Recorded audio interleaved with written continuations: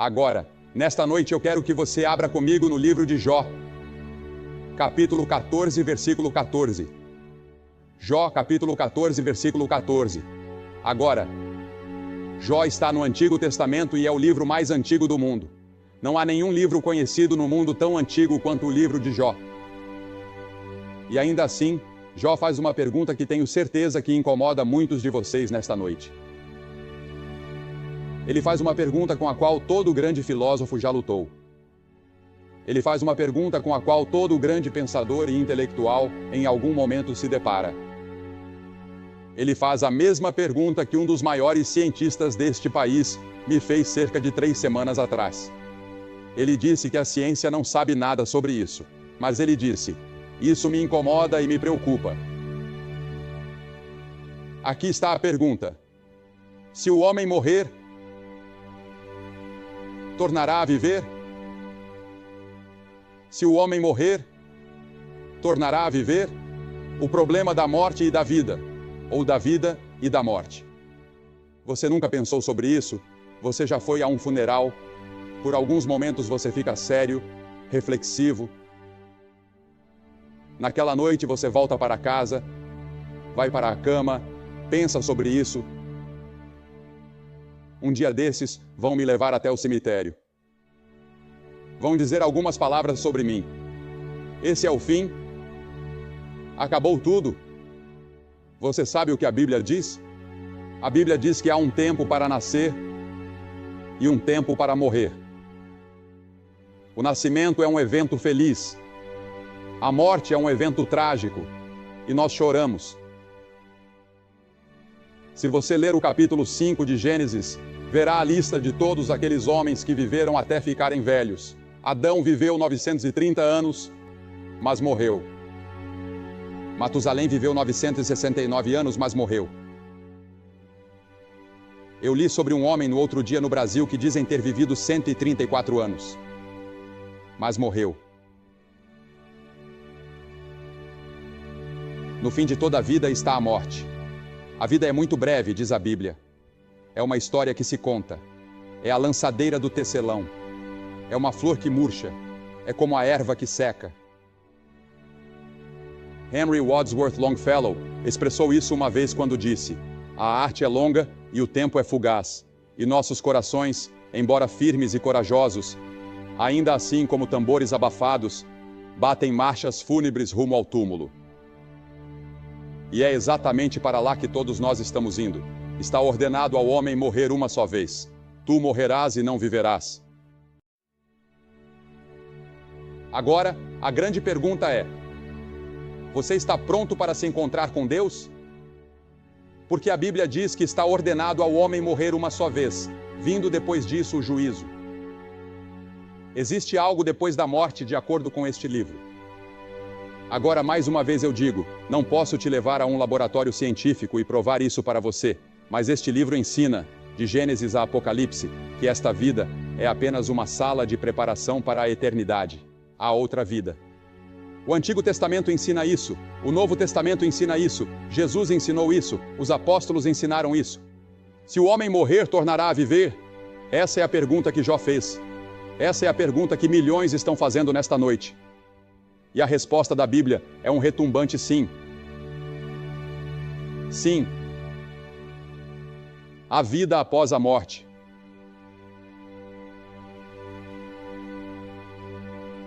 Se o homem morrer, tornará a viver?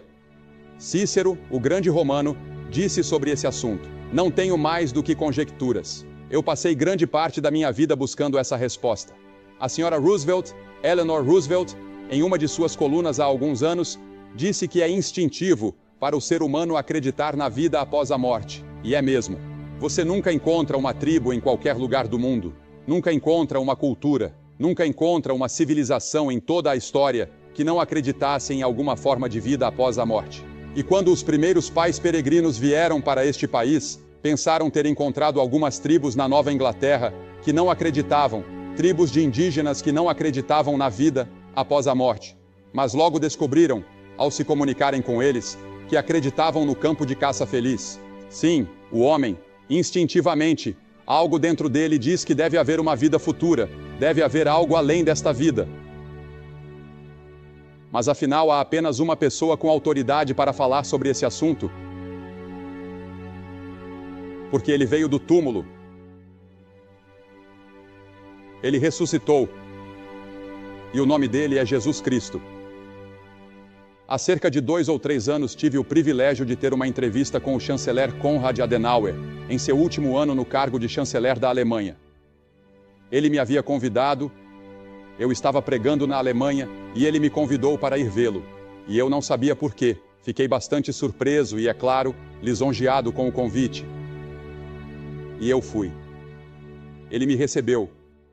Um homem grande, alto, um gigante, o homem que praticamente sozinho trouxe a democracia de volta à Alemanha depois da guerra.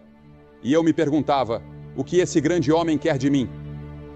A primeira pergunta que ele me fez foi esta. Ele disse, você acredita na vida após a morte? Eu disse, sim, senhor, acredito. Eu disse, acredito que a Bíblia ensina isso. Ele disse, eu também acredito. Ele disse, estou estudando a ressurreição de Jesus Cristo. E ele disse, quando eu deixar o cargo de chanceler, pretendo passar o resto da minha vida estudando a ressurreição de Cristo. Porque ele disse, se Cristo está vivo, há esperança no mundo. Ele disse, se Cristo não está vivo, não vejo nenhuma esperança de que a civilização possa ser salva. Não é algo impressionante? Sim, Jesus Cristo está vivo. Ele ressuscitou dos mortos. E naquele dia, naquela manhã de domingo de Páscoa, naquela primeira Páscoa, quando Maria e Maria Madalena e Salomé foram ao túmulo esperando ungir um corpo morto, viram o anjo sentado ali e disseram, onde está Jesus? O anjo disse, ele não está aqui, ele ressuscitou. Eu te digo nesta noite que essa é a maior notícia que o mundo já ouviu. Ele não está aqui. Ele conquistou o túmulo. Ele está vivo. E senhoras e senhores, eu acredito que há mais provas de que Jesus Cristo ressuscitou dos mortos do que quase qualquer outro fato da história romana. Eu não acredito que exista um fato na história antiga tão bem comprovado quanto a ressurreição de Jesus Cristo. Mas mesmo que não houvesse nenhuma prova histórica, nenhuma prova científica, e elas existem, eu ainda assim acreditaria, porque acredito que este livro é a palavra inspirada de Deus. E toda a igreja primitiva andava por toda parte pregando a ressurreição de Jesus Cristo. Foi isso que abalou o Império Romano, que um homem havia ressuscitado dos mortos, que ele estava vivo, que a morte não pôde detê-lo. Cristo está vivo. Ele é um Salvador vivo. E mesmo assim, muitos de seus seguidores e cristãos vivem e agem como se ele estivesse morto. Ele não está morto. Ele está vivo. E a Bíblia diz que, em um determinado momento, com um sinal determinado, ele voltará a esta terra para estabelecer o seu reino. E que reino será esse? Será um mundo em que não haverá lágrimas, nem tristeza, nem morte. Não haverá sofrimento, não haverá guerra, não haverá forças policiais, não haverá exércitos. Será um mundo glorioso governado por uma única pessoa, o Senhor Jesus Cristo. Ele está vivo. Eu entreguei minha vida não a um Cristo morto, mas a um Cristo vivo. E estou seguindo um Salvador vivo. E Ele me deu uma canção para cantar. Ele me deu uma bandeira para seguir. Ele me deu algo em que acreditar. Eu tenho uma razão para existir. Eu sei de onde vim. Eu sei por que estou aqui. Eu sei para onde estou indo. E você? Deus disse a Ezequias: ponha a sua casa em ordem. Você vai morrer agora. Você e eu vamos morrer. Porque veja, a Bíblia ensina que você e eu temos um corpo, mas vivendo dentro do nosso corpo está o verdadeiro você. Você é uma pessoa real. E essa é a parte de você que vive para sempre. Seu corpo vai para o túmulo. Mas você, o verdadeiro você, sua inteligência, sua memória, sua personalidade, vai viver para sempre e sempre. De acordo com a Bíblia, você nunca morrerá. E você vai passar 1 milhão de anos, 1 bilhão de anos, em um de 2 lugares, segundo Jesus. Não segundo Billy Graham, mas segundo Jesus. Jesus falou muito sobre o céu, mas falou 3 vezes mais sobre o inferno do que falou sobre o céu. Os outros escritores da Bíblia não falam muito sobre o inferno, mas Jesus falava sobre ele o tempo todo, no Sermão do Monte. Já ouvi caras dizendo, eu não acredito no inferno, eu vivo pelo Sermão do Monte. Bem, você nunca leu o Sermão do Monte. Jesus falou sobre isso. Agora, o que ele quis dizer com isso? Ele disse, o Filho do Homem enviará os seus anjos, e eles colherão do seu reino tudo o que causa escândalo, e os que praticam a iniquidade, e os lançarão na fornalha de fogo. Ali haverá choro e ranger de dentes. O que ele quis dizer com isso? Mateus 25:41. Então dirá também aos que estiverem à sua esquerda, apartai-vos de mim, malditos, para o fogo eterno preparado para o diabo e seus anjos. O que ele quis dizer com isso? Ele está dizendo que o inferno nunca foi feito para o homem. Ele está dizendo que Deus nunca mandará ninguém para o inferno. Se o homem vai para o inferno, ele vai por sua própria escolha. O inferno foi criado para o diabo e seus anjos, não para o homem. Deus nunca quis que o homem fosse para lá. E Deus fez tudo ao seu alcance para te manter fora de lá. Ele até deu seu filho para morrer naquela cruz para te manter fora de lá. Porque veja, quando Deus te criou, Ele te fez um ser moral livre. Você pode viver o tipo de vida que quiser. Você pode viver uma vida boa, pode viver uma vida má. Você pode quebrar as leis de Deus, pode obedecê-las. Você pode sacudir o punho na face de Deus e não há nada que Deus possa fazer. Porque ao te criar, Ele te deu o dom da livre escolha. Você não é um robô em que se aperta um botão e você obedece. Você tem o direito de resistir a Deus, de rejeitar a Deus. Mas a Bíblia diz que apesar da nossa rebelião e rejeição, Deus te ama. Ele te ama tanto que deu seu Filho para morrer pelos teus pecados. E quando Cristo morreu naquela cruz, nós não entendemos tudo o que aconteceu ali, mas sabemos uma coisa, que Ele tomou o inferno e o juízo que você e eu merecíamos. Por causa dos nossos pecados, Ele os levou naquela cruz. E é por isso que aquela expressão terrível saiu de seus lábios. Deus meu, por que me desamparaste? Porque veja, o verdadeiro significado do inferno é a separação de Deus. E naquele momento terrível, uma sombra passou entre Deus Pai e Deus Filho. Pela primeira vez desde que a eternidade começou, Cristo estava morrendo por você. E Ele sofreu as angústias do inferno. Ele se tornou culpado de mentira. Ele se tornou culpado de calúnia. Ele se tornou culpado de inveja. Ele se tornou culpado dos pecados mais sujos e imundos. E quando esses pecados entraram em sua alma, os seus pecados e os meus pecados entraram em sua alma, Deus não pôde olhar. Porque Deus não pode olhar para a iniquidade. Deus é tão santo. Cristo tomou o inferno que você e eu merecíamos naquela cruz. Agora Deus diz, receba-o. Creia nele, coloque sua confiança e fé nele, e eu perdoarei seus pecados, e eu te garantirei a eternidade em um lugar chamado céu. Está tudo disponível para você e é tudo gratuito. Tudo o que você precisa fazer é receber. Que oferta Ele te faz nesta noite? Vida eterna. Agora, a vida eterna não começa no momento em que você morre. Quando você morre como cristão, a vida eterna não começa ali. A vida eterna começa no momento em que você recebe Cristo. Agora, muitos de vocês aqui na Carolina do Sul e na Carolina do Norte e por todo o país foram criados em lares cristãos ou frequentam uma igreja vivem uma vida razoavelmente decente e meio que vivem do reflexo da religião dos seus pais. Mas você nunca realmente recebeu Cristo por si mesmo. Você nunca realmente confiou nele por si mesmo. Você não o conhece de verdade. Você não tem certeza se está realmente pronto para se encontrar com Deus.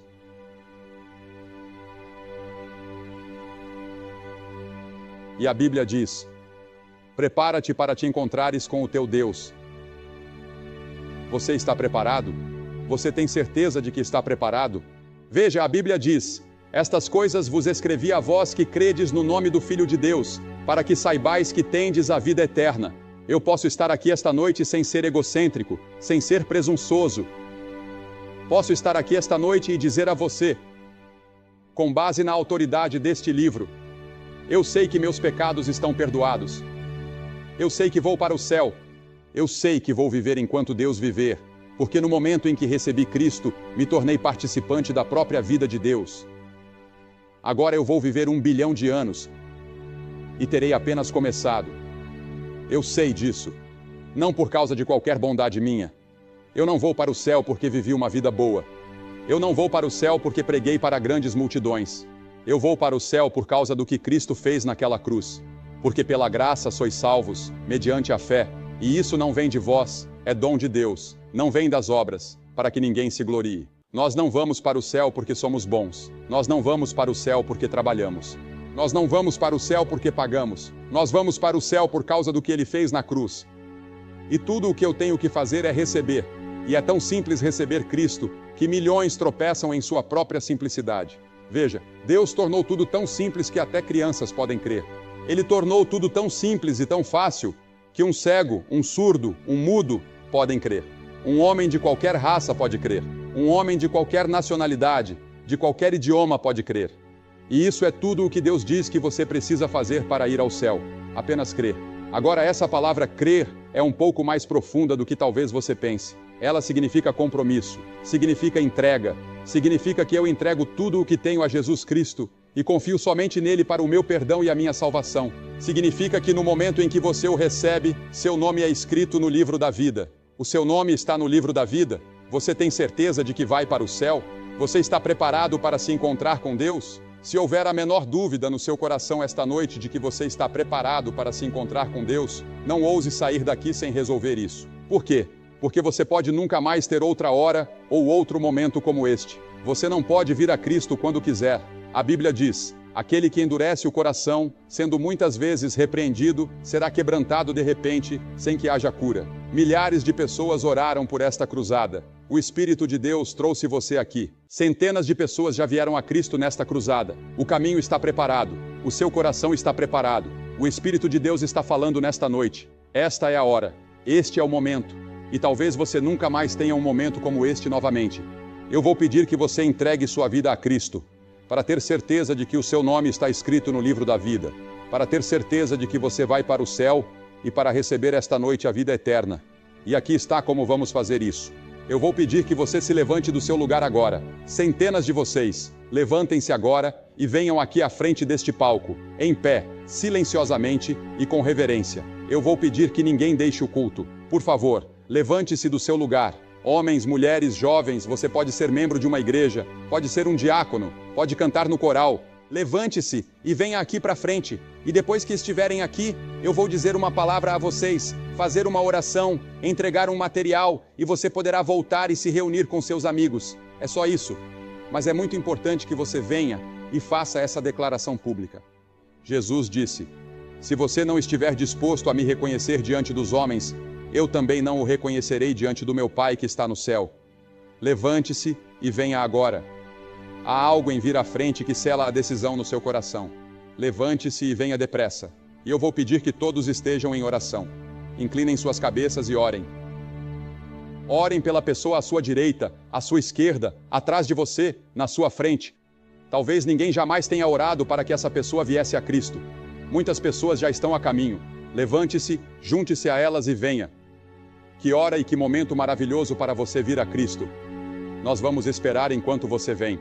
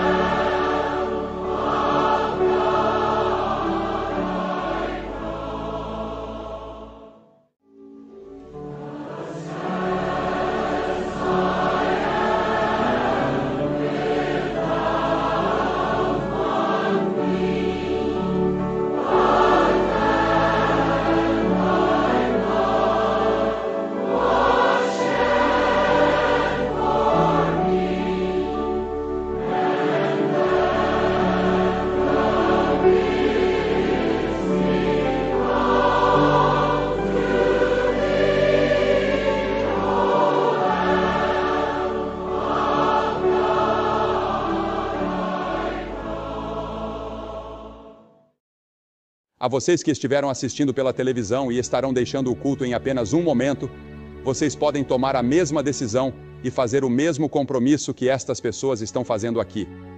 E o mesmo Cristo que entrará no coração delas e lhes dará certeza fará o mesmo por você.